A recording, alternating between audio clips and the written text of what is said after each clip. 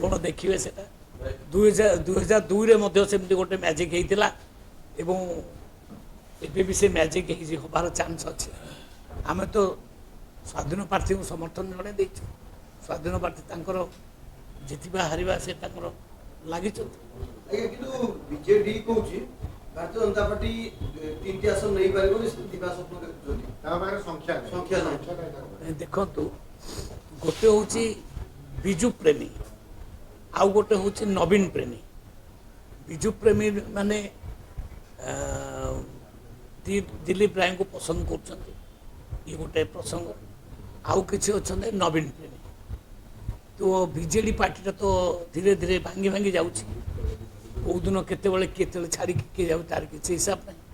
କ'ଣ ହେବ ରେଜଲ୍ଟ ଆସିଲେ ଜଣାପଡ଼ିବ, କିଏ ଦେଲେ କିଏ ନଦେଲେ ଜଣାପଡ଼ିବ। ଅବିକାଠୁ କହିପାରିବିନି ମୁଁ। 16 ତାରିଖ ଜଣା ପଡ଼ିବ ସ୍ପଷ୍ଟ। ନିଶ୍ଚୟ 16 ତାରିଖରୁ, କିନ୍ତୁ ଆମେ କନଫିଡେଣ୍ଟ ଅଛୁ ଆମେ 3କୁ 3 ଜିତିବୁ।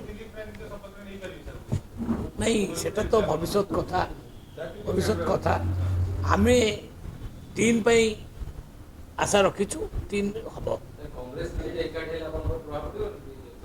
କିଛି ପ୍ରଭାବ ପଡ଼ିବନି।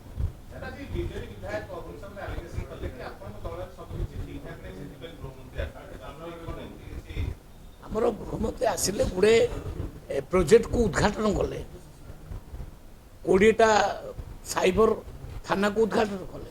ଏ କାମରେ ଆସିଥିଲେ, ସରକାରୀ କାମରେ ଆସିଥିଲେ, ବୁଝିପାରିଲେ। ତେଣୁ ତାପରେ ସେ ପାର୍ଟିର ଜଣେ କାର୍ଯ୍ୟକର୍ତ୍ତା ପାର୍ଟି ଅଫିସକୁ ଆସିବାକୁ ମନା ଅଛି। ପାର୍ଟି ଅଫିସକୁ ଆସି ପୁଣି ନେତାମାନଙ୍କୁ ଭେଟିଲେ, ସେଠାରେ ତ କିଛି ଅସୁବିଧା ନାହିଁ। ସେ ଆମର ମନ୍ତ୍ରୀ, ସେ ମାନେ ଆମର ମାନେ ସର୍ବମାନ୍ୟ ନେତା, ବୁଝିପାରିଲେ। ଅମିତ ଶାହ ସେ ଆମର ସର୍ବମାନ୍ୟ ନେତା। ସେ ଆସିକି କାହାକୁ ଭେଟିବେ, କ'ଣ କରିବେ, କ'ଣ ନାହିଁ ତାଙ୍କର। ନା ନା ମୋ ସହିତ କ'ଣ କଥା, ପାର୍ଟିର ସେ ତ କ୍ୟାଣ୍ଡିଡେଟ୍ ନୁହନ୍ତି, ସେ ତ ସ୍ୱାଧୀନ କ୍ୟାଣ୍ଡିଡେଟ୍, ସେ ସମସ୍ତଙ୍କ ସହିତ ଆଲୋଚନା କରିପାରିବେ। जदि आपंक आम भिडी भल लगा तेब आम चैनल को लाइक शेयर और सब्सक्राइब करने को जमा भी भूलु नहीं।